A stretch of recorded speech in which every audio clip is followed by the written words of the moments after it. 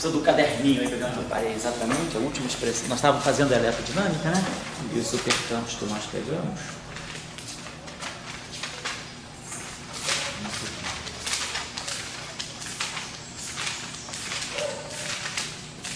Obrigado. Então, a gente já tinha acertado a descrição. Né? Então, nós estamos trabalhando com essa parametrização dos campos, aqui, dos supercampos, né? Então, supercampos, que é escrevemos aqui, através da expansão θ sendo maiorado. Então, coloca assim, aqui. Então, esse aqui é o candidato, que nós falamos a campo de matéria, porque ele está carregando pelo menos um escalar e um grau de liberdade fermiônica. Então, ele carrega o que pode ser a matéria, o setor de quarto, o setor de Lépide, a matéria fermiônica, e aquilo que seria, poderia ser o Higgs, que é a parte escalar. Esse escalar aqui, nós já vimos, ele tem uma característica um pouco peculiar, porque em duas dimensões, né, esse campo aqui não tem dimensão canônica de massa. Esse campo é adimensional, esse campo é adimensional. A coordenada θ tem dimensão de massa a menos meio. Então, esse campo aqui tem dimensão canônica de massa a meio, o que é normal, então, para o campo, o que é normal para os campos fermiônicos em duas dimensões. O campo de Dirac em duas dimensões, a dimensão dele massa é meio. E os campos escalares em duas dimensões, a dimensão de massa dele é zero. Então, eles são adimensionais, e é aí que a gente vai poder depois fazer o modelo sigma através deles. Agora, em duas dimensões, esse campo aqui está aparecendo na dimensão que não é típica dos campos escalares. Aqui é menos meio, aqui é menos meio, esse campo aqui tem dimensão 1. Então, em duas dimensões, esse campo aqui é um campo escalar atípico. E a gente vai ver que, de fato, ele não é um campo escalar físico, ele vai ter uma característica de campo auxiliar. Nós já começamos a antever isso na aula passada. Depois a gente fez a expansão do supercampo, que tem natureza espinorial. É um supercampo espinorial do tipo Majorano. Então, esse supercampo, como um todo, segundo o grupo de Lorentz, em duas dimensões, ele é um espinor de Majorano. E a expansão em θ dele, nós tínhamos acertado desse modo. Aqui também o férmio, aqui o escalar, depois aqui nós tínhamos, acabamos fazendo uma correção aqui, escrevemos aqui. Acho que a gente escreveu isso aqui desse modo, se não me engano, gama 3θ, acho que o Tchau me corrigiu, acho que a gente tinha acabado escrevendo isso aqui como alguma coisa do tipo, tá aqui Tchau, você botou com gama 3θ, componente alfa, e aqui aparece o outro escalar. Depois eu tinha trabalhado esse termo aqui, gama mi, c, θ, componente alfa, a mi, e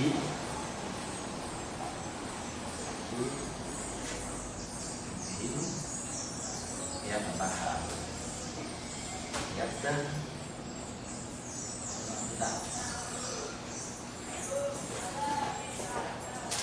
Dá para ler? Dá para ler, Tchau? Não. Acender mais um pouquinho.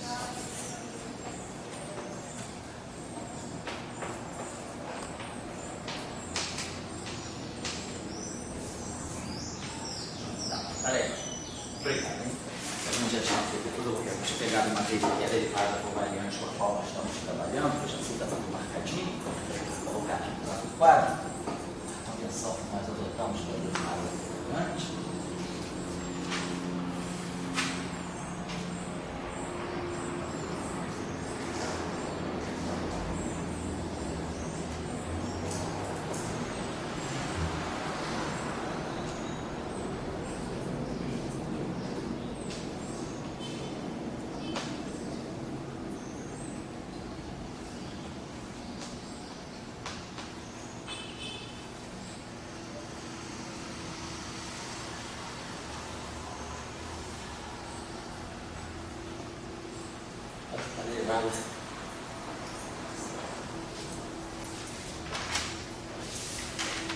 Obrigado, velho. Já é a aula de ó. Então tá, vai, vamos lá. Então, só que também fazer uma observação que é a seguinte: nós estamos trabalhando em duas dimensões.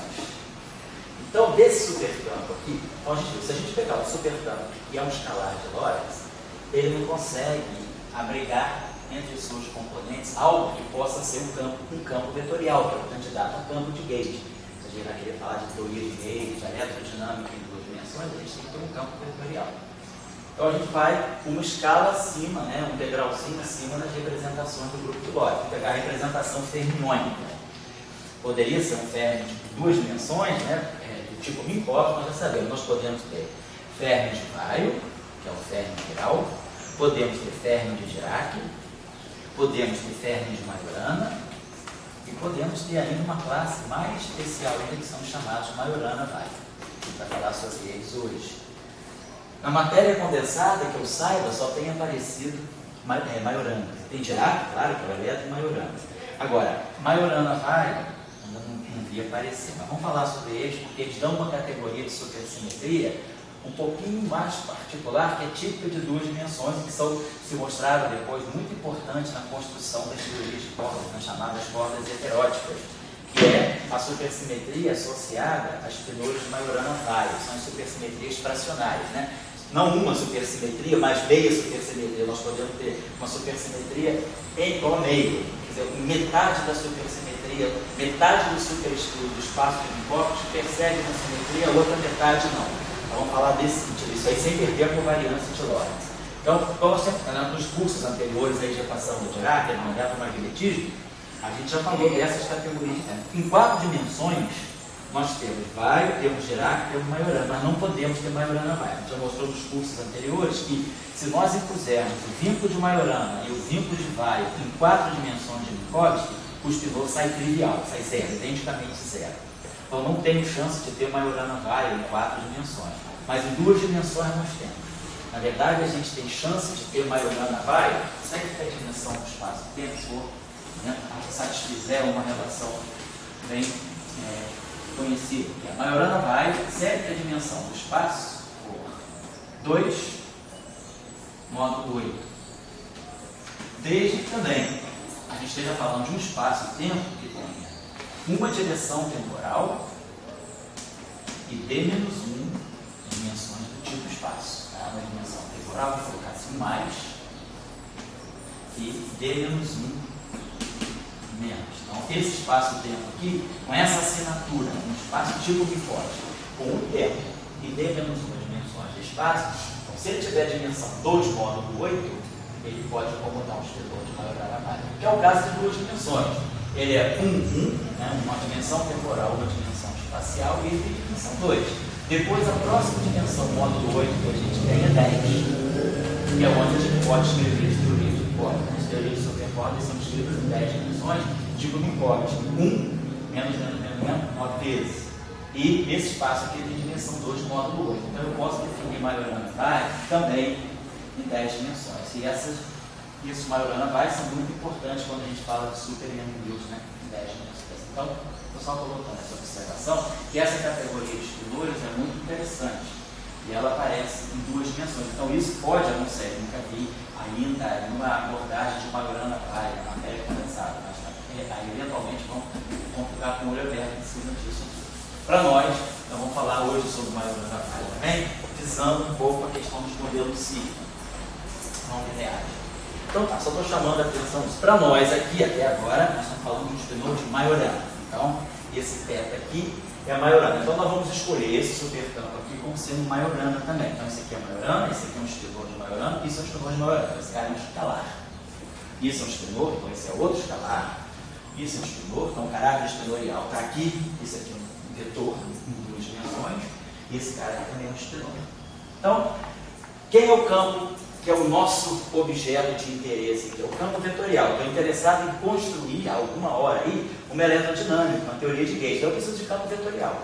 E aí, campo vetorial em 2 dimensões, a gente já vai fixar tudo por ele. Em 2 dimensões, tipicamente, né, a ação de massa é ao quadrado, como em qualquer dimensão. Então, em 2 dimensões, como a Lagrange tem dimensão de massa ao quadrado, e aqui eu já tenho uma massa ao quadrado das derivadas, então me sobra um adimensional também. Então, da mesma forma que o campo escalar de Klein-Bordel é adimensional em duas dimensões, o campo de Maxwell, o campo de Gauge, também tem dimensão de massa zero. Então, se ele tem dimensão de massa zero, e esse cara aqui tem dimensão de massa a menos meio, então a dimensão total desse termo aqui é menos meio. Então, esse cara aqui tem dimensão de massa menos meio. Então, esse cara aqui é massa menos meio, esse aqui é massa menos meio, o teto é massa menos meio, então esse cara aqui, que é um escalar, ele tem dimensão de massa zero. Então, ele tem condição de ser um escalar físico. Está na dimensão canônica correta. Ele é um escalar com dimensão canônica zero, diferente desse, que é um escalar com dimensão canônica de massa 1. Então, esse cara aqui está candidato a não ser um campo escalar fisicamente, que ele pode ser um campo escalar, mas ele pode ser, a física dele pode ser uma física auxiliar, vamos entender nesse sentido. Depois, de novo, esse cara aqui tem dimensão de massa menos meio. Então, esse cara aqui, de novo, é um escalar. Massa zero. Esse é um vetor de massa zero. E aqui, ó, massa menos, aqui é massa menos 1, menos meio, menos meio de lá. Esse aqui é menos meio, então a dimensão canônica desse lâmina aqui é massa meio, né? Menos 1, meio, menos meio. Aí bate com essa dimensão aqui. Então, esse objeto aqui também é candidato a ser um bom férmio de duas dimensões, porque ele tem a dimensão canônica correta, típica de um férmio em duas dimensões, de um Dirac. Só que esse cara aqui, devido ao caráter de Majorana desse supercampo aqui, esse é Majorana, se isso é Majorana, esse é real, porque esse cara aqui é Majorana. Se isso, nós provamos na aula passada que isso aqui é Majorana, então esse cara também é real. Mostramos na aula passada, né? Não mostramos em geral, não pensei muito nisso, tem alguma coisa que eu não estou vendo. Mas na representação de Majorana, fica claro que esse cara aqui é Majorana também. Então esse aqui é um campo vetorial real, isso é real, então esse cara aqui é Majorana. Então, eu tenho um férmio de Majorana aqui, com dimensão canônica correta, um campo vetorial com dimensão canônica correta, dois escalares aqui com dimensões canônicas corretas. Tá? Então, mais ou menos essa aí é a estrutura desse supercampo. Era aí que nós estávamos. E aí, na aula passada também, nós vimos que em supersimetria, né, a nossa estratégia para construir as ações supersimétricas é que as ações, assim, né? Então, ao fazermos, né, definirmos a ação a partir do Lagrangiano, o que é importante para nós é que esse Lagrangiano aqui, ele vai aparecer sempre, qualquer termo do Lagrangiano em duas dimensões vai ser um produto de supercampos e, obviamente, suas derivadas também. Eu poder multiplicar supercampos, derivadas por variantes do supercampo, derivadas espaciais de supercampo. Nós vimos na aula passada que se eu tiver um supercampo, vamos chamar um supercampo S genérico, então se esse objeto aqui se transforma como um supercampo, qualquer derivada por variante de supersimetria dele também se comporta como um supercampo e qualquer derivada espaço-temporal dele também se comporta como um supercampo. Então, a partir do supercampo, tirando derivadas covariantes ou derivadas espaço-temporais, eu continuo com objetos que são supercampos. Então, é um produto de supercampos nesse sentido mais estendido, de também ser supercampo com derivadas. Então, produto de supercampos, né? E o que nós observamos, então, esse Lagrangiano vai ter essa estrutura, cada termo do Lagrangiano é um monômio, né? É um monômio, é um produto de supercampos, e o que nós observamos é que sempre a componente, o mais alto grau de teta, sempre a componente teta barrado teta, é aquela componente que, mediante uma transformação de SUSE, vamos pegar transformação de supersimetria, atuando num supercampo qualquer,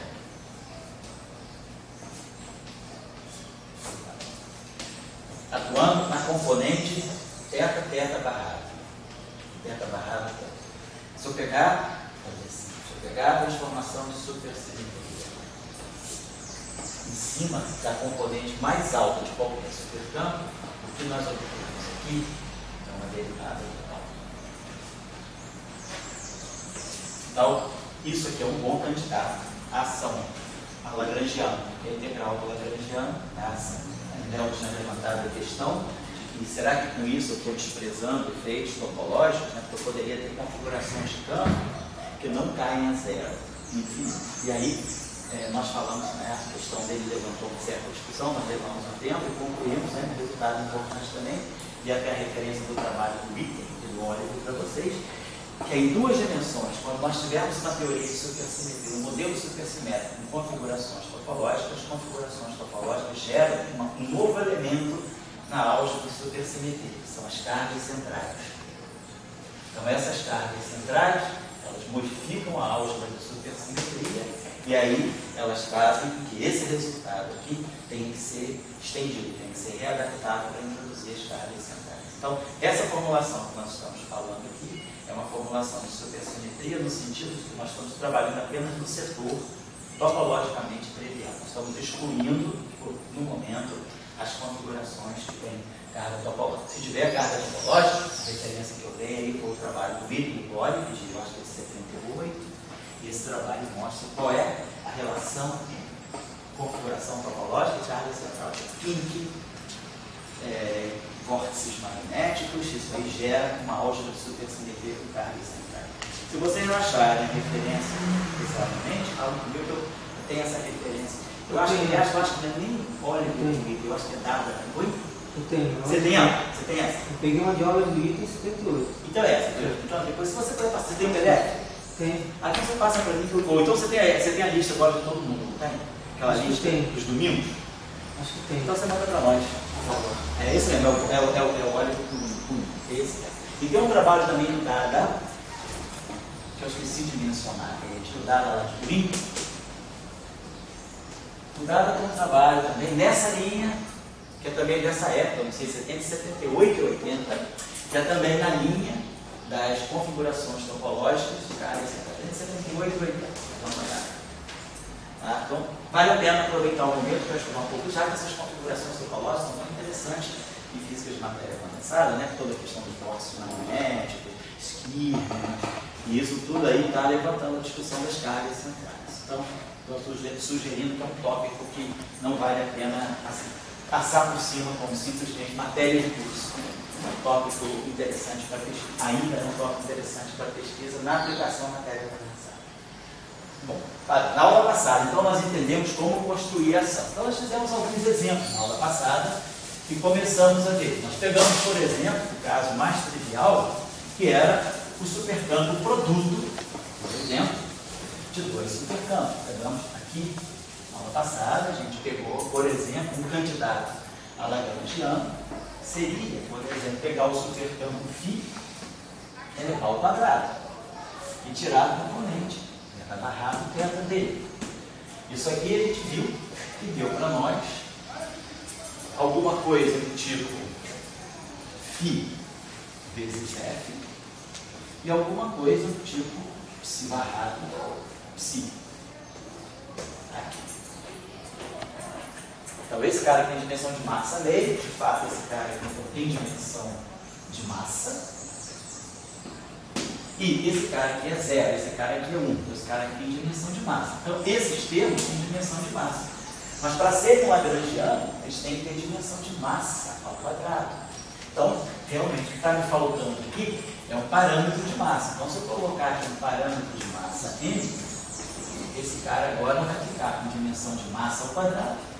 E esse cara aqui vai ficar com dimensão de massa ao quadrado. Então, esse m aqui entra, né, justamente para fazer o trabalho que a gente queria.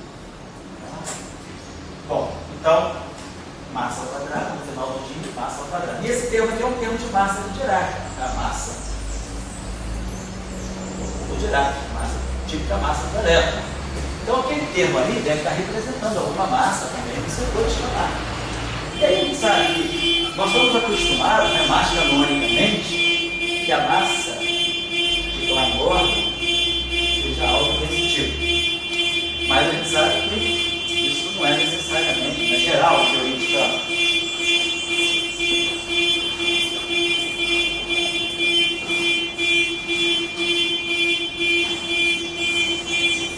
O carro aqui do estacionamento.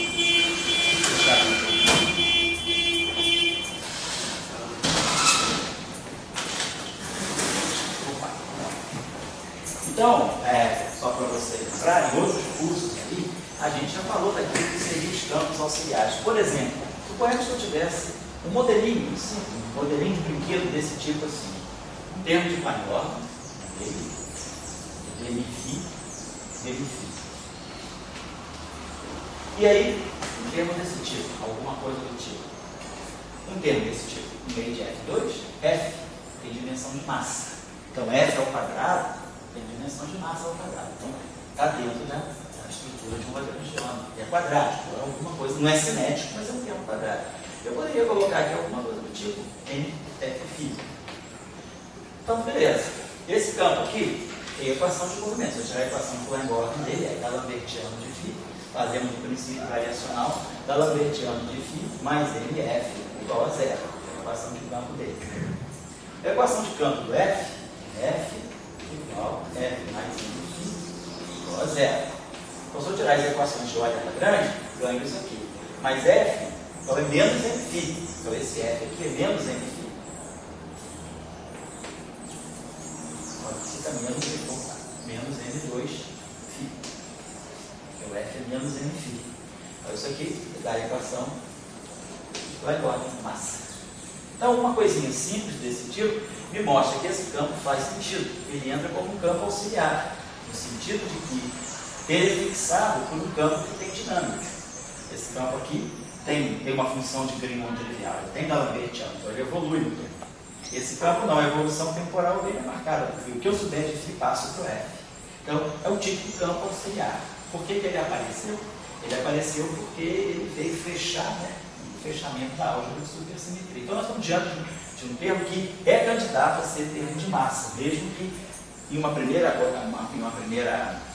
abordagem não pareça um termo de massa, mas a gente viu na aula passada também, a gente fez a seguinte proposta, A gente terminou a aula com a seguinte proposta, que foi, vamos pegar como candidato, nós tiramos a derivada por variante desse, e fizemos esse trabalho, pegamos a derivada por variante de φ, fizemos isso aqui. Bom, trabalhamos isso aqui. Aí fizemos a expansão em supercampo. Então isso aqui deu para nós um certo supercampo, que a gente escreveu lá. E a gente viu que desse supercampo, essa combinação aqui, se a gente fizesse, fazendo esse cálculo aqui, d barrado φ, dφ, lembrando que esse campo aqui tem caráter exponencial, então isso aqui, na verdade, eu tenho que entender desse modo, dφ transposto no sentido exponencial, c é menos 1, dφ. Então, isso aqui no sentido exponencial, esse termo aqui, na verdade, ele é c é menos 1, alfa beta, b alfa, atuando no φ, b beta, atuando no φ. Nós já tínhamos visto na aula passada também que o c é menos 1, alfa beta, inversa conjugação de carga, é o leptílica, menos o leptílica no espaço exponencial. Então, ao fazer essa alteração que nós vimos na aula passada, que o termo aparece, quando a gente tirou o que a gente precisa desse termo? Pegar a componente θ barrada θ.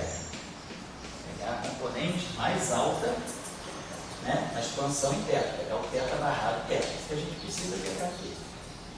E aí a gente viu que ao fazer isso na aula passada, ao pegar a componente θ barrado θ, por exemplo, esse termo aqui, ele vai tirar um θ daqui. Vai me dar um θ barrado lambda alfa. Ao multiplicar por um d alfa desse cara, que eu estou tirando um outro θ, eu vou produzir um termo que tem derivada do lambda e o lambda, derivada do lambda. Então a gente vai produzir a ação de direito para esse cara daqui. E esse termo aqui, dá uma olhadinha, especialmente desse termo aqui, o que pode estar acontecendo.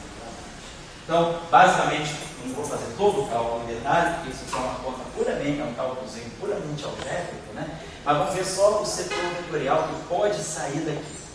Então, o que eu preciso tirar daqui no final de tudo é desse produto aqui, é a parte que tem as duas tetas. Então, estão lembrados da aula passada. Esse termo aqui tem um teta só. Então, por exemplo, se essa derivada estiver atuando nesse supercampo, perdão, estou falando desse aqui, dessa derivada aqui, ainda vou esquecer o outro para mim, perdão. Então, a gente atuou com essa derivada aqui, então esse termo aqui tem um θ só.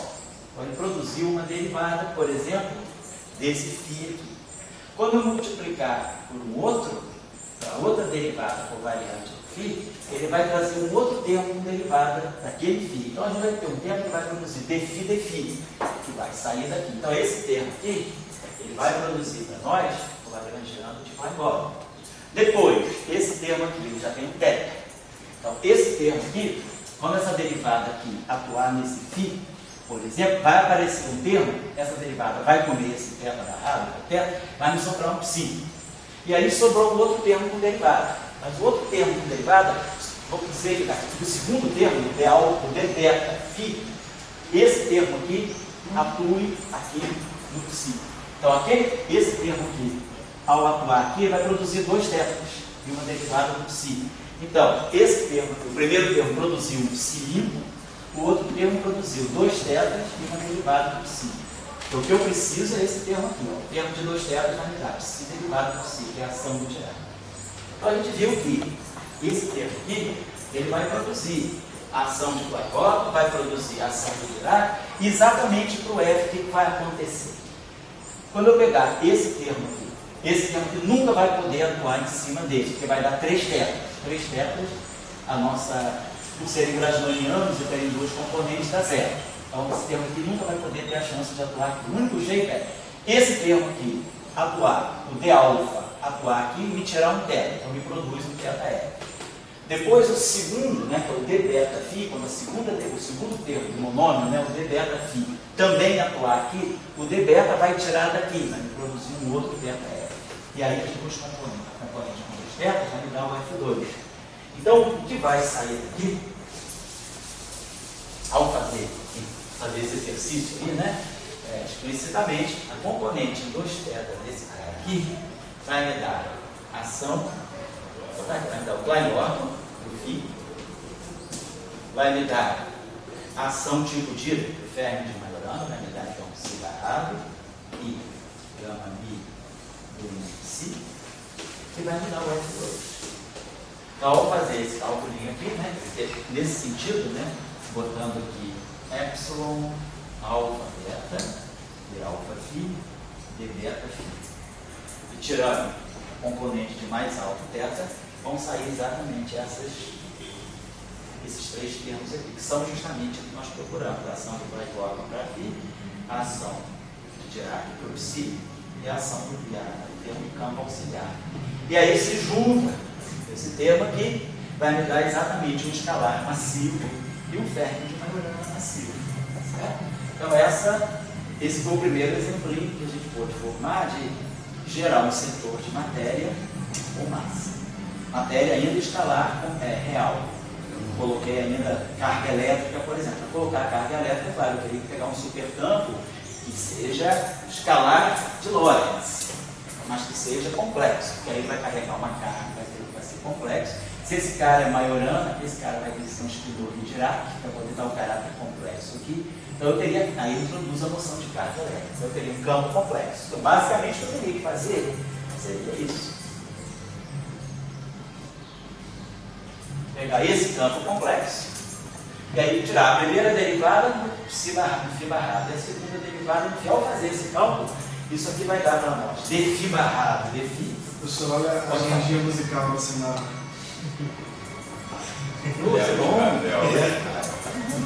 Agendinha musical Essa agendinha do feriado.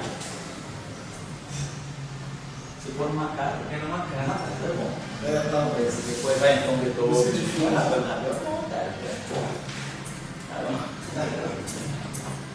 Agora essa música ajuda a gente.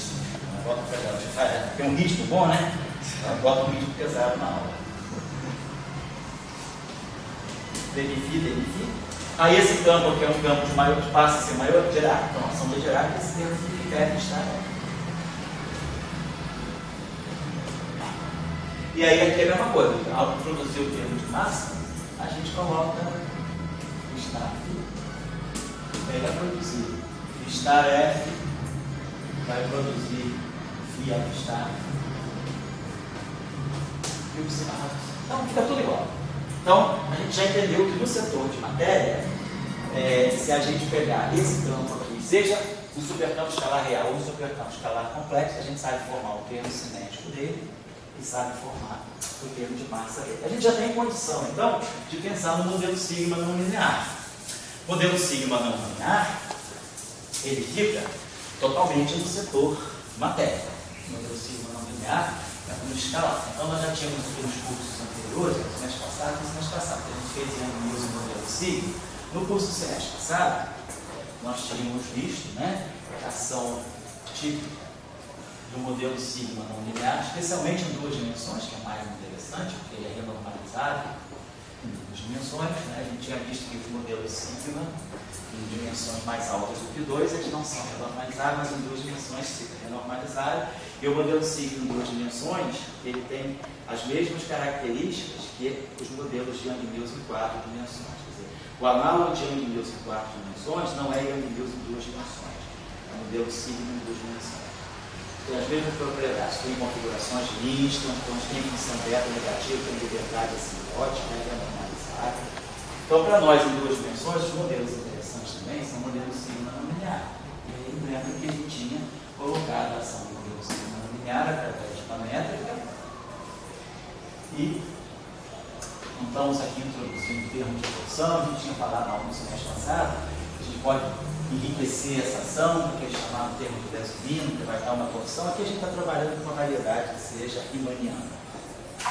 Então, esse modelo sigma não linear, como é que eu faria a supersimetrização dele? Então, aqui é uma métrica que depende de φ, uma função de φ, e aqui esse termo é o termo simétrico. Então, basicamente, vocês podem checar, não é complicado checar aqui. Se eu quiser pegar o modelo sigma supersimétrico, o exercício está praticamente feito. Basicamente, o modelo sigma ele vai com a ação cinética de Gleiborg. Então, se a gente pegar algo desse tipo, deve ter uma constante aqui, depois a gente ajusta para dar um meio aqui na hora de pegar a componente, mas algo do tipo o GJ de φ. Então, eu teria agora um conjunto de supercampos escalares φ. Então, eu teria supercampos escalares φ com setor, né, com os campos componentes também carregando esse índice. Eu tenho, por exemplo, N campos, se for uma N esfera, eu teria esses N menos um campo, né? Faz um modelo, se for um modelo SN mais um tipo de modelo, né, baseado em N mais uma esfera, né? Vamos pegar o SN, né? O N mais um.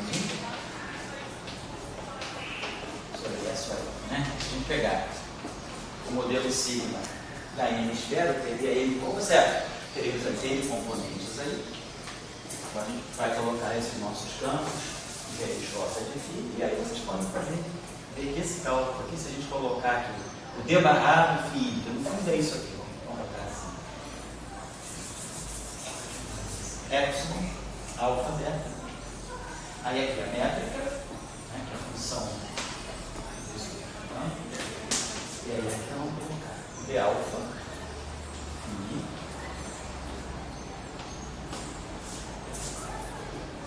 B beta e J. E no final de tudo, vamos pegar a componente mais alta dela. Então a gente já viu, por exemplo, se nós quisermos pegar a componente mais alta, essa função aqui, ó, isso aqui é uma função de φ. Esse φ aqui é uma expansão interna. Eu posso também fazer isso, expandir isso aqui, né, se eu quiser, posso expandir aquilo lá naquelas componentes. Ou então, não tem problema, eu posso, na hora de ler a componente mais alta θ, lembre-se que eu posso tirar a componente θ também do GI de φ. Então, por exemplo, se esse termo aqui já trouxer θ suficiente, já trouxer os dois θs já vierem daqui, claro que a única contribuição que vai vir daqui vai ser a contribuição do φ pequeno. Porque vamos pensar, esse termo aqui, para nós, ele é o seguinte, olha, o GJ de φ mais θ barrado de φ mais o meio de θ barrado θ. Então eu posso escrever esse termo aqui, podemos fazer uma expansão em torno de φ. Então a gente pode expandir esse termo aqui como sendo um GJ de φ mais a derivada em relação a kappa, né? Em relação a φ kappa do GJ de φ, vezes isso aqui. Então isso aqui já vai me dar um termo interno, e depois eu tiro a derivada segunda e vou multiplicar por isso aqui ao quadrado. Esse termo aqui ao quadrado vai ser zero, e esse termo que vai interferir com esse vai ser zero. Então, o termo que vai sair daqui com derivada segunda, ele vai multiplicar só θ barrado por si ao quadrado. E aí a gente viu na aula passada que θ barrado por si, θ barrado por si é a mesma coisa que θ barrado, θ por si barrado por si. Então, a sugestão que eu dou aqui para quem quiser abrir esse cálculozinho, que é um exercício realmente, ao tirar a componente, para tirar a componente de mais alto grau em θ desse produto todo, tem que ser isso tudo aqui, vou tirar a componente θ barrado, θ disso tudo. Então, lembre-se que vai sair θ aqui, pode sair θ aqui e pode sair θ, porque isso aqui é uma função do superfã. Então, isso aqui, tendo uma expansão em θ, implicitamente esse GJ é uma função de θ. Então, o conceito que eu dou aqui é isso. Pega esse GJ, coloca aqui dentro. Então, GJ de φ kappa mais θ barrado π kappa mais um meio θ barrado θ F kappa. E aí, expande esse GJ em potência de θ, que é muito fácil, porque a gente sabe que qualquer termo cúbico em θ vai dar zero. Então, eu vou ter o primeiro termo, vou derivar em relação a φ e multiplicar, e deixar o primeiro termo livre da expansão. Segundo termo, a primeira derivada, eu derivo esse cara aqui em relação ao argumento, que vai derivar em relação a φ, e vai multiplicar por isso aqui. Então, já vai sair um termo inteiro e um termo com dois θs. Então, esse termo aqui só vai poder pegar desse produto aqui o termo que não tem θ nenhum. E depois, quando eu tirar a segunda derivada, eu vou multiplicar pelo quadrado disso aqui. Mas o único termo que sobrevive do quadrado disso aqui é o quadrado desse termo, que é θ barrado, θ π barrado π. Então, a gente para a expansão aqui na segunda derivada. Então, eu já tenho os θs explícitos dessa expansão. E aí eu vou controlar com os θs dessa expansão. Como o primeiro termo aqui é o termo completamente independente de θ, ele vai sair um GJ de φ. Então, daqui é que vai ter que sair θ barrado θ. E aí a gente já viu que o θ barrado θ que sai daqui, ele carrega algo do tipo dmi φ j. Então, é claro, sai ação no modelo sigma não linear, mas claro, saem mais coisas. Na teoria, no modelo supersimétrico, tem que também ver o que sai. O que vai sair daí, vocês fazendo o cálculo direitinho, vocês vão ver que, por exemplo, a parte de Dirac, né, o termo que vai sair θ barrado θ, ele vai carregar também essa métrica aqui, mas vão sair termos, né, que vão ter derivada da métrica. Então, por exemplo, o termo de Dirac que vai sair daqui não vai ser um termo óbvio, vai sair um termo mais ou menos, vocês vão ver que é alguma coisa assim, GIJ do φ, psi barrado, gama mi. E aí, em vez de aparecer o derronde, vai aparecer alguma coisa do tipo dmi psi j. Tudo isso sai automaticamente. A ação, ela se abre para dar aqui uma derivada covariante. E essa derivada covariante que vai aparecer aqui, vai ser a derivada covariante com o símbolo de Cristóforo, porque ao produzirmos aqui, no primeiro termo, que é o termo de si, a derivada da métrica em relação a φ, a derivada da métrica em relação a φ é parte do símbolo de Cristóforo. Então, nós vamos produzir termos que vão dar a conexão que está aqui dentro. Vocês vão ver que aqui dentro vai aparecer algo assim. Esse dmi psi, psi-j, ele vai ser dmi do psi-j, mais alguma coisa que vai ter gama, aqui, m,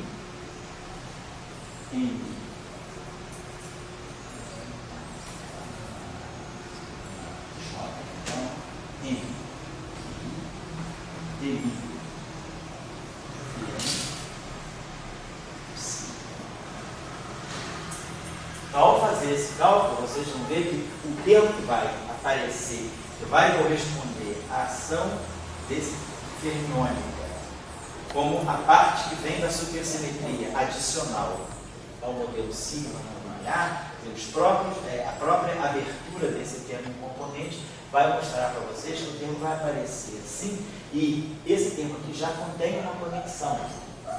E essa conexão de Cristóvão aqui, nós sabemos o que é ela, é toda dada por derivadas da meta. Então essa conexão de Cristóvão aqui, ela deve ser meio de G, J, K, N, G, K, N, A, N, G, K, N, menos DJ, K, G, N. Então, essa combinação aqui, ela vai sair direitinho aqui dentro, vai se juntar, tudo sai automaticamente aqui. Claro, eu vou ter que usar aqui artifícios algébricos, simetrizar e simetrizar certas coisas, por causa do estudo de paralelo. Quando apareceu uma combinação assim, CM e CM, como isso aqui é antissimêtrico em N, eu vou simetrizar o que está na frente disso. Então, tem os truques algébricos aí, que não são estranhos a vocês. E vocês podem fazer esse exercício, verificar que dessa ação. Então, essa aqui seria a ação em supercampo do modelo sigma não linear em duas dimensões. Tá aqui. Só fazer esse exercício. Então, por enquanto, não temos, né? Então, é um exercício meramente algébrico. Daqui a pouco, quando a gente terminar isso aqui, eu vou dar um truque mais rápido ainda de fazer tudo isso. Ao invés de fazer, tirar componente do beta barrado beta, tem um algoritmo equivalente a esse, que ainda simplifica mais um pouquinho. Estou só deixando a coisa de uma forma que a gente possa primeiro entender como é construído, mas depois a gente pode, entendendo como uma coisa se faz, a gente pode aí começar a procurar métodos de simplificação, fazer os cálculos de superexpansão. A ação do modelo sigma não linear em duas dimensões está elaborada, basta com esse supercampo aqui, eu colocar aquelas. Aqui tem uma observação interessante também, né, de natureza assim, mais formal, que é a possibilidade desses supercampos aqui serem supercampos complexos dentro do modelo sigma não linear.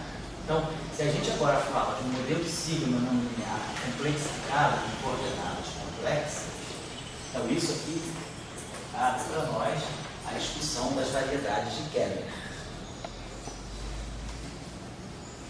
Então a gente pode mostrar duas dimensões, nós podemos definir também modelos sigma não lineares com supercampos que são componentes complexos, e isso que vai dar para nós um modelo sigma não linear definido em cima de uma geometria complexa, que é a geometria de Keller. Nós já falamos também sobre isso no semestre passado, né, no curso de modelo sigma, geometria de Keller. Lá não tinha supersimetria. Então, um livro bom, se alguém quiser uma boa referência, né, para ver um pouquinho de variedade de Keller, que é muito simples, é só ver o que é uma variedade muito simples, para quem não sabe matemática, né, diz que é muito simples. Claro que tem uma opção de detalhes aí mais formados. Estou colocando a coisa de uma maneira assim, simplificadora, por ignorância dela. Para nós que queremos um pouco aplicar essas coisas, ver mais ou menos qual é a característica das coordenadas dessa variedade, como é que a gente tem as conexões, qual é a característica das conexões e das curvaturas. Essa variedade de aqui, então, um bom livro para isso é o livro do Yano. Ele tem aqui na nossa biblioteca, que é, eu acho que é Complex Manifold Keller Space, alguma coisa desse tipo. É o livro do Yano sobre variedades complexas. É bem aplicado, é um livro simples, não é um livro de forma difícil, tipo Kobayashi, Kobayashi no Miso. Ele é um livro, mais assim, qualquer pessoa que já fez um curso simples de relatividade consegue ler o Yano, porque ele coloca tudo em termos de coordenadas, formalismo métrico, então a gente se sente muito em casa. E tem também revisões boas, né, que existe alguma coisa sobre geometria complexa e variedade de Keller, na biblioteca tem os procedimentos de uma escola que houve na Índia, e lá tem as aulas do Candelas.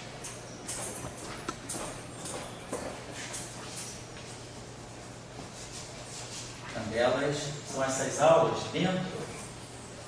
Se vocês olharem talvez pelo REP-PH lá do Candelas, vocês vão achar essas aulas que ele deu no workshop da Índia, lá na escola de verão na Índia, foi 86, 87, na época que estavam surgindo essas coisas importantes, compartilhação, ensino de variedade calavial. Então esse trabalho do Candelas é uma série de aulas sobre variedades complexas. Vocês encontram outras coisas na literatura, assim, Complexity Geometry ou Keller Space, tem muita coisa escrita sobre variedades de Keller, porque eles são muito populares na supersimetria. Porque em supersimetria em 4 dimensões, isso nós vamos falar mais à frente no curso, quando a gente fala de supersimetria em 4 dimensões, quando a gente colocar a supersimetria em 4 dimensões, modelos sigma supersimétricos em 4 dimensões só podem existir se a variedade for Keller. Em 2 dimensões, não. Nós temos uma abertura maior. A gente pode ter modelo sigma não linear supersimétrico em 2 dimensões para variedades riemannianas em geral, para variedades complexas. Em 4 dimensões, não. A estrutura da supersimetria ela é intrinsecamente complexa. Eu não consigo, por exemplo, definir um supercampo escalar real em 4 dimensões. Em 4 dimensões, a supersimetria é tal que esse campo aqui ele vai intrinsecamente, só pode ser complexo. Então, a supersimetria em 4 dimensões ela tem uma natureza, ela tem uma estrutura intrinsecamente complexa. Então, os modelos sigma não lineares que vão aparecer na supersimetria em 4 dimensões, eles não admitem variedades reais. Então, se eu falar variedade 4 dimensões, é 1 mais 3. Minkowski, 1 mais 3. 4 dimensões. Então, essas variedades de Keller, né, são bastante populares na supersimetria. Supersimetria em 4 dimensões, a gente pode ter variedade de Keller ou de hiperkeller. É uma variedade um pouco mais ainda restrita, né? É uma subvariedade de Keller, é um caso particular de variedade de Keller, onde nós temos vínculo de ser espaços Ricci-Flat. O tensor de Ricci das variedades de Keller sendo 0, isso aí automaticamente define uma variedade de Keller. Então, essas coisas, eu tenho um artigo em Aula de Teste, eu lembro que eu era ainda no pós-doc na CIS, a gente fez um artigo meio de revisão, a gente nem publicou não, mas tá, eu não tenho uma referência que eu posso dar para vocês. Eu estou colocando esse artigo, não é porque ele é interessante não, porque a gente faz uma boa revisão ali, e aí a gente dá várias referências sobre essa parte mais formal das variedades, porque o cara com quem eu colaborei, ele era um cara mais na física matemática, o Ecovinho. Então, se vocês procurarem lá, tem um trabalho do Roberto Yengo,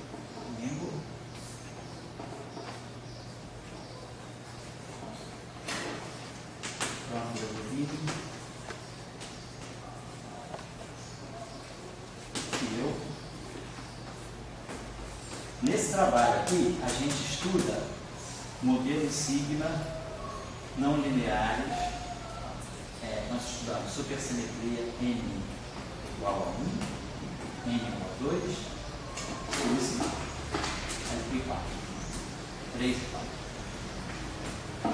SUSE em 2 dimensões, minkowskiano, espaço 1 mais 1. E aí a gente discute todas essas nuances da variedade ser riemanniana, ser Keller, ser hiperkeller. Interessante em supersimetria em 2 dimensões é que se tiver 3 supersimetrias, automaticamente tem 4. Você pode ter 1, 2 ou 4. Na verdade, se tiver 3, automaticamente já tem 4. E lá a gente dá umas referências interessantes. Eu mesmo quando eu ouvi e conhecia muito bem o livro de deformações de variedades complexas, eu acho que eu vou dar ali. E esse livro também tem um bom estudo aqui para quem quiser pegar alguns elementos fundamentais do que é uma variedade de Keller, do que é um espaço salarial, do que é uma geometria complexa. Essa referência é boa. Mas o Ian é muito bom. Esse livro é excelente. É simples, despretensioso. Então, modelos sigma não lineares em 2 dimensões, tem uma grande literatura sobre isso, até porque na década de 86 e 87, isso aí foi um assunto que bombou muito, por causa da finitude. O que se mostrou naquela época foi que modelos sigma não lineares supersimétricos, em 2 dimensões, né? Do ponto de vista da quantização, como teorias quânticas de campo, com supersimetria, são modelos finitos. As divergências ultravioletas se cancelam, então eles são modelos finitos desde que a variedade seja Keller ou hiperkeller. Isso aí mostra mais uma vez a paridade, né, que tem modelos sigma em 2 dimensões com Yang-Mills em 4 dimensões. Né? Como eu falei com vocês, né, Yang-Mills em 4 dimensões, primeira propriedade importante de Yang-Mills em 4 dimensões é a existência de soluções topológicas do tipo Instant. Aí, se vocês vão para os modelos sigma não lineares em 2 dimensões, eles também têm essas configurações instantuárias. Segunda propriedade interessante de Yang-Mills em 4 dimensões. Quando se quantiza, a gente tem a teoria renormalizável e a função beta negativa, dando liberdade assintótica. Mesma coisa acontece, você quantiza o modelo sigma não linear em duas dimensões, ele é normalizável e também tem a liberdade assintótica. Outra propriedade interessante, teorias de supersimetria, como supersimetria n igual a 2 e n igual a 4, fazem as teorias de Young-Mills poderem ser teorias de campo finitas, no ultravioleta em 4 dimensões. Mesma coisa acontece quando a gente pega a supersimetria n igual a 2 e supersimetria n igual a 4, 4 supersimetrias em cima dos modelos sigma bidimensionais. Esses modelos também, como teorias quânticas de campo, são teorias finitas sem divergências ultravioletas. Então fica muito clara, né, essa, vamos dizer assim, essa fraternidade, né, esse compartilhamento de propriedades dos modelos sigma em 2 dimensões com as teorias de Young-Mills em 4 dimensões. As teorias de Young-Mills em 2 dimensões são muito diferentes das teorias de Young-Mills em 4 dimensões. Então, tudo que as teorias de Young-Mills têm em 4 dimensões, os modelos sigma em 2 dimensões têm em comum. Então, a ponte que a gente faz é o que para nós é Young-Mills em 4 dimensões, em 2 dimensões não aparece como Young-Mills, aparece como modelo sigma não linear. Então, foi uma área muito explorada, então tem uma literatura muito rica nessa época. Então, vocês podem procurar, vocês vão achar muito material, sobretudo entre 86, né? E até entre 85 e 88. Se vocês entrarem lá no REP-QH, né, ou entrarem em geral no arcaico, pegar as referências mais antigas, vocês vão achar uma literatura muito densa sobre geometria de Kerr, variedades de Kerr, espaço, modelos sigma não lineares keylerianos, aí. E os nomes bons, se vocês quiserem pegar material bom para fazer uma boa revisão, tem umas aulas muito interessantes do Chris Hall.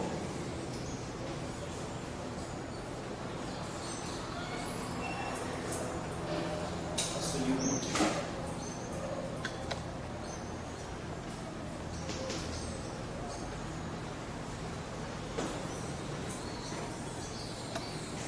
Aulas do Friedman.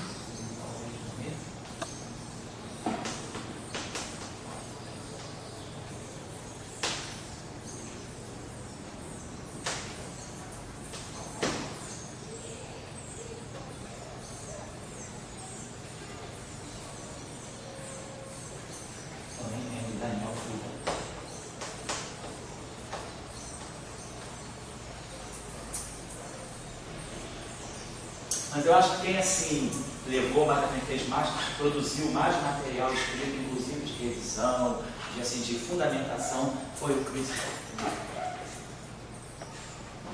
Esse nosso trabalho aqui, ele é de 86, não, de 87. Estava nessa época que a gente estava interessado nisso, e a gente fez um trabalho também despretensioso. Na verdade, o professor Ieno, que era o nosso boss lá, ele estava a fim de aprender essas coisas, então o Lego Fineu não sabia se fosse disso, ele fez um trabalho de revisão, tanto mais para ele aprender. E aí a gente publicou como pré-print do CTP, mas não tinha nada de original nesse trabalho, não. A gente apenas formatou bem as ideias que estavam meio esparsas na literatura, recolheu uma boa lista de referência, então é um trabalho que tem uma característica mais pedagógica aqui, nessa discussão dos modelos sigma não lineares. E aqui o Chris Hall tem muito material de notas de aula que ele deu em cursos de verão, portanto, esse MOOC também, o MOOC deu uma série de aulas da MDS, do workshop de verão de 85, e ele tinha esse doutorado justamente com o Daniel Friedman, e ele sabia bastante essas coisas, ele deu umas aulas muito boas na MDS também, e o Friedan foi um teste de doutorado dele, feito também com o Daniel Friedman,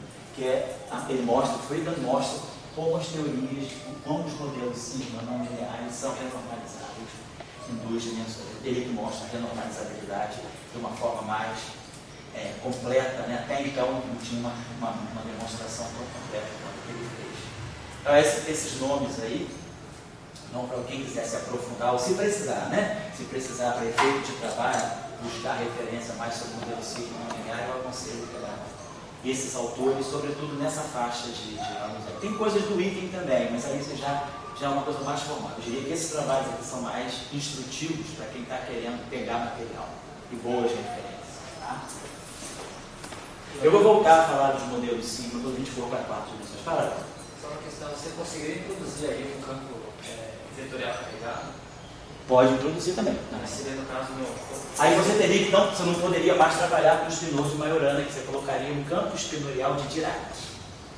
Aí você joga, como isso aqui é Majorana, você deixa isso aqui vira complexo. Você pode ter um campo vetorial carregado.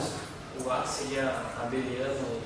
Seria se você quiser fazer não abeliano. Você poderia fazer um campo vetorial, se você quiser fazer um campo vetorial carregado que interage minimamente com o fóton, por exemplo. Você poderia dizer que a tua matéria, né, é vetorial, seria dada por esse supercampo. Também esse supercampo. Então não vai ser um supercampo de gauge, ele vai ser um supercampo de matéria. Quem vai ser o supercampo de gauge, quem vai ser o campo de gauge, que vai ser o fóton, ele vai estar alojado num supercampo desse tipo mais de Majorana. Certo? Mas, por exemplo, eu nunca vi isso em duas dimensões. A gente pode aqui depois, ou nessa aula, no final dessa aula, ou no início da aula também, fazer isso. Acho que é uma boa sugestão para a gente entender melhor. Mas o que é importante é que o supercampo vetorial, esse vetor aqui, mora aqui. Esse supercampo, a questão é, um vetor, ele nem sempre é um campo de gauge, como o Léo está falando. Um vetor pode ser um campo de gauge, mas ele pode ser um campo de matéria carregado também. Né? Então a gente sabe que a gente pode ter spin 1, que é campo de gauge, ou a gente pode ter matéria spin 1, que é matéria, tipo o bóson, né? Pode pegar um campo do tipo nave-mares. Então, esse campo é vetorial, esse campo é vetorial. Um é de gauge e um de matéria. Isso vai ficar claro uma lei de transformação disso. Se esse cara aqui se transformar como uma fase, então eu teria algo do tipo a linha mi igual a 1 elevado a i, que é alfa a mi, então isso aqui mostra que esse campo é complexo e ele é carregado. Porém, se o a linha mi for a mi mais mi alfa, ele é um campo de gauge. Então, a gente tem que esperar, se a gente quiser introduzir esse campo como matéria ou como campo de gauge, você tem que colocar uma transformação de gauge no superespaço que faça esse campo se comportar como matéria se for uma fase, ou como campo de gauge se for um deslocamento como gradiente, certo? Então está na tua mão, você que vai escolher o que você vai querer fazer nesse campo. Mas você sabe que tensorialmente ele mora nesse supercampo. Tá? Vai aqui. Então agora, justamente, chegou a hora da gente pensar. E se eu quiser acoplar esses dois supercampos, fazendo uma teoria, fazendo um modelo tipo Maxwell, tipo uma eletrodinâmica clássica, né, supersimétrica em duas dimensões, tipo o modelo de Schwinger, que é eletrodinâmica em duas dimensões. Então a gente vai precisar introduzir a matéria carregada. A gente já tem a matéria carregada aí, o nosso supercampo φ. Então vamos pegar agora um φ, né? Para nós agora esse φ aqui é um supercampo escalar de Lorentz, né? Supercampo escalar no sentido de Lorentz, complexo. Então, ele deve ter carga elétrica. A ideia seria de um supercampo φ. Vamos pensar na nossa simetria global. Filhinha de x θ, onde vai ter exponencial de i. Vamos colocar aqui a carga que esse campo possa ter. A constante de acoplamento é a variável de E, o G, se a gente não é um caso genérico. A constante de acoplamento do G e aqui o parâmetro alfa. E aqui o φ de x θ. Então tem uma transformação global. Então esse nosso supercampo ele é complexo, mas ele vai sofrer a atuação de uma derivada que é uma espinosa de Majorana. Então para nós a gente já viu que aquilo que vai ser candidato ao Lagrangiano dele deveria ser alguma coisa desse tipo: epsilon, alfa, beta, d, alfa, no φ está d beta, o φ. Eu posso colocar aqui um termo do tipo massa. Estou colocando assim só os termos. Vocês depois, quem for fazer o exercício, vocês podem botar uma constante A aqui na frente. Por quê? Essa constante A ela vai ser cálculo. Quando você fizer todos os cálculos em componentes, o que a gente quer? A gente quer reproduzir a ação de Klein-Born, de mi estar, a ação canônica de um Klein-Born carregado é isso aqui, de mi estar, de mi normalizado a 1. Quando o campo é real, a gente normaliza para o meio. Quando o campo é complexo, a gente deixa assim. Então, ao multiplicar o supercampo, vão aparecer contrações de épsilon. Então, no meio da jogada, entre sair daqui e chegar na ação de componentes, a gente, quando for pegar a componente θ barra θ, muitas vezes a gente vai produzindo constantes, né, numéricas, que vêm da parte tensorial. E aí lá no final eu quero que esse termo aqui vai sair com um fator numérico aqui, mas eu quero que ele seja 1. Então multiplica por uma constante A e no final escolhe essa constante para que esse termo aqui seja normalizado dessa forma, e automaticamente ao fazer isso, a ação de Dirac também já sai normalizadinha desse modo. Porque se esse campo é Majorana, como esse campo é real, aqui é meio e aqui é isso sobre todo. O campo escalar de Klein-Gordon real, Majorana. Quando esse campo aqui fica complexo, a ação canônica dele é essa, e aqui fica Dirac, saem os meios. Né? Então, geralmente a gente coloca uma constante aqui quando está propondo a ação em supercampo. E no final dos cálculos feitos, a gente vê o que eu quero reproduzir. Eu quero reproduzir a ação de matéria. Então, eu quero reproduzir Klein-Gordon, quero reproduzir Dirac. Então, eu vou escolher essa constante pelo campo de Klein-Gordon. E automaticamente, quando eu fixo aquela constante para esse aqui aparecer com 1, esse aqui também fica certinho. E o campo carregado, o campo auxiliar, ele vai aparecer do tipo F está. Se fosse real, ia aparecer mediante. Então essa ação aqui está clara. Então a gente sabe que isso aqui é invariante. Se eu fizer uma transformação de fase aqui, essa fase aqui é completamente global, a simetria ainda é global, então essas fases passam por aqui, lá daqui se cancela com essa aqui. Esse termo aqui então fica assim. E aqui eu coloco também um fator P, φ está φ. O que eu quero no final de tudo? Eu quero que esse termo aqui, φ está φ, ao tomar a componente θ barrado θ dele, ele me dê M2, vou botar com um tipo de massa, né? M2, eu quero que ele me dê, aqui na verdade, como isso aqui está, vou botar um pertinho, tinha que ser M, vai aparecer ao quadrado. Vai ficar φ está, quero que apareça isso, ou φ está F. Na verdade é isso, dimensão 0, dimensão 1, dimensão da 2. Então, eu quero que esse D, eu quero tomar de tal maneira que quando eu fizer a redução em componentes, isso aqui seja 1. Então, esse D vai acertar as constantes que aparecem nesse processo aqui de redução. Ao ler de supercampo para componente, eu produzo constantes numéricas que o D vai cancelar, para fazer ficar igual. Só uma questão de normalização, para ficar tudo na forma canônica. Então, isso são simetrias globais. Agora, se essa supersimetria aqui, se eu quero agora que esse cara aqui, esse parâmetro alfa, esse supercampo aqui é um supercampo de x e θ. Se eu quero agora elevar isso aqui à categoria, eu quero fazer uma simetria global, vou botar isso aqui agora.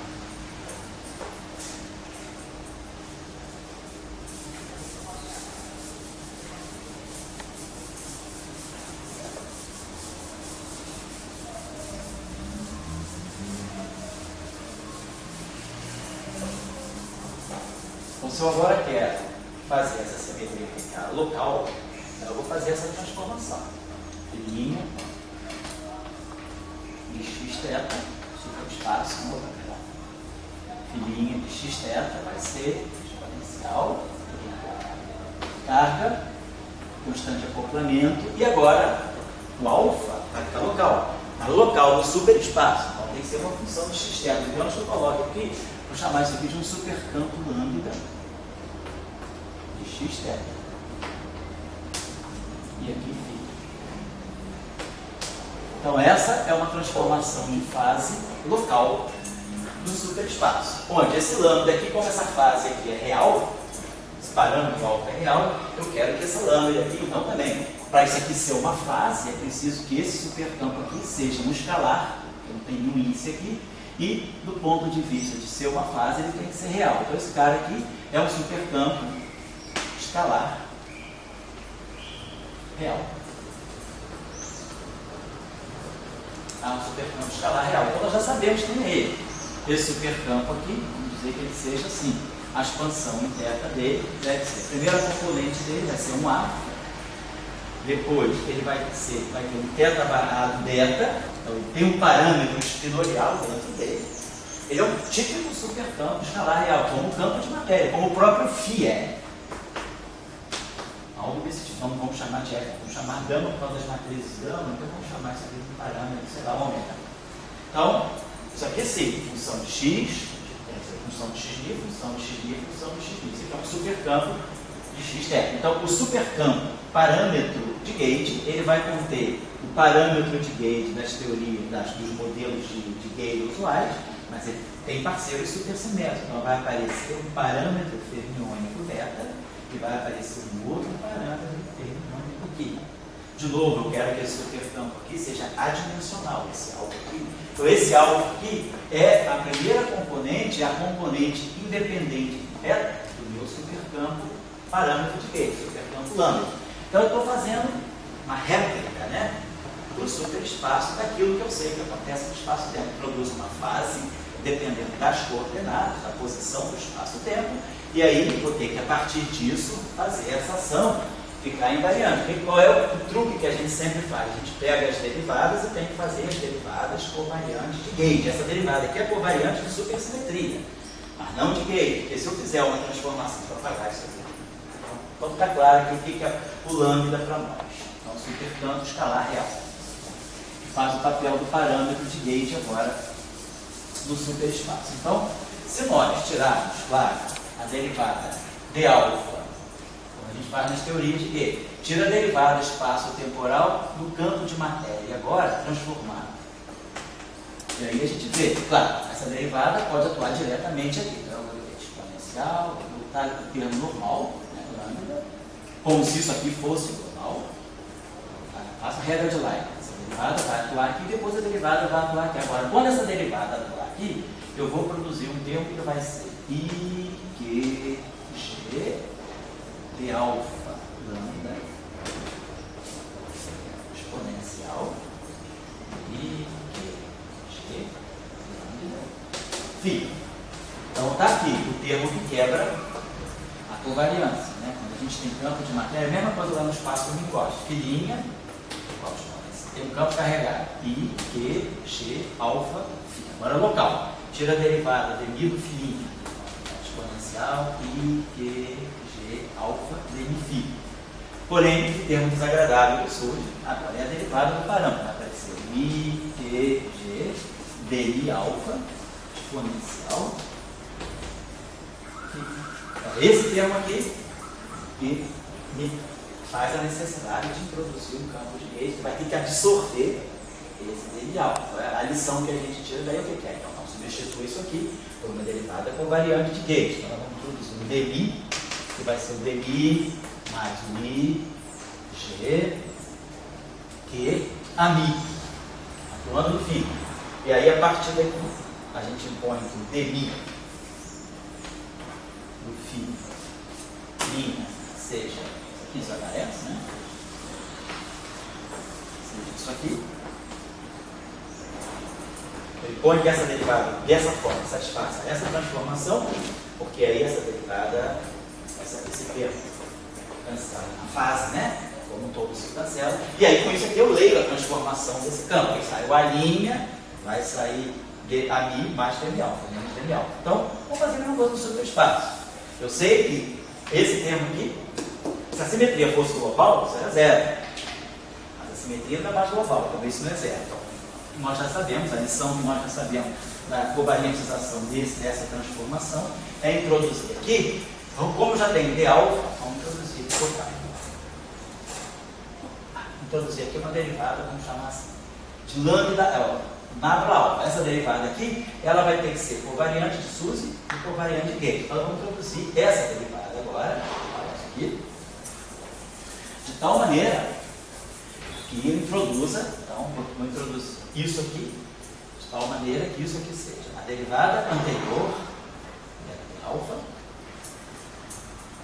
mais, a gente sempre vai, e constante de acoplamento, a carga do campo, o campo de gauge. Então eu preciso agora introduzir um supercampo de gauge, como eu colocaria aqui o AMI, mas quem é o supercampo que eu tenho à disposição? É o nosso famoso gama alfa.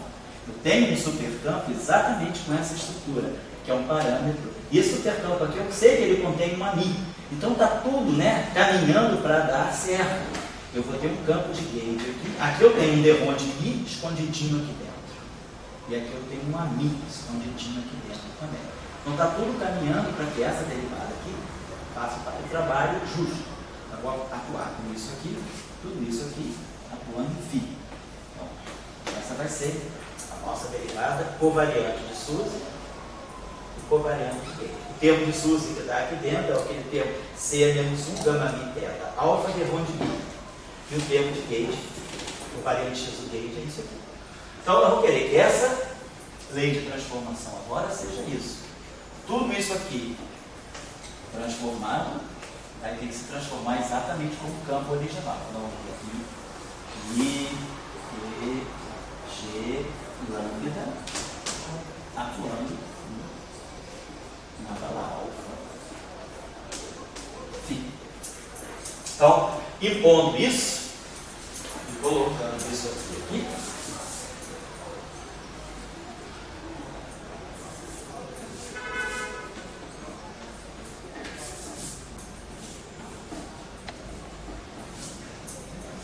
então agora eu sei a transformação de gauge disso aqui. É uma fase, que vai cancelar a fase daqui.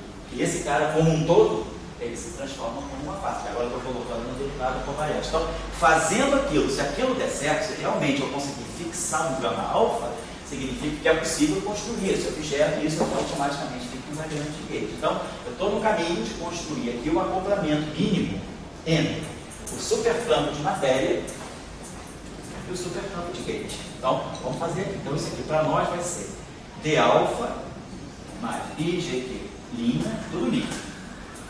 É uma transformação de tudo aqui. É a transformação dos campos, né? Então, aqui só tem derivados, isso aqui não mexe. Então, isso aqui vai dar para nós o seguinte, né? Vai dar para nós d alfa do filinho. Mas quem é filinho? Filinho é isso aqui.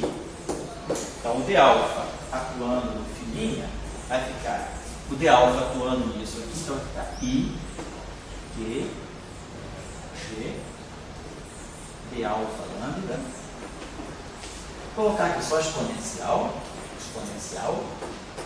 o direito de vezes φ. É o primeiro d alfa atuando no filinho, mais a exponencial do d alfa atuando no φ. Então, se é a parte que vem só da derivada.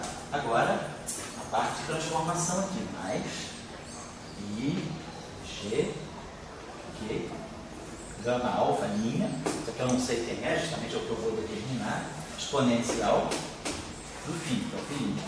Então, o lado esquerdo, foi isso aqui, que é isso aqui. Eu quero que essa transformada seja desse modo. E isso aqui vai ter que ser igual a isso aqui.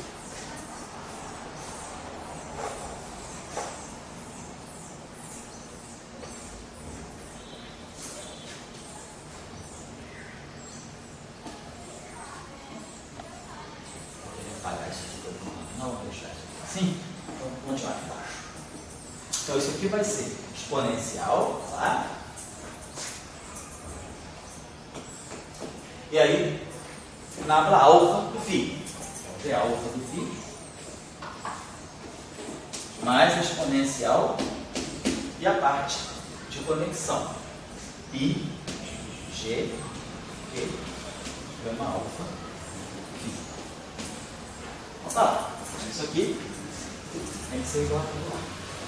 Esse termo aqui está aqui.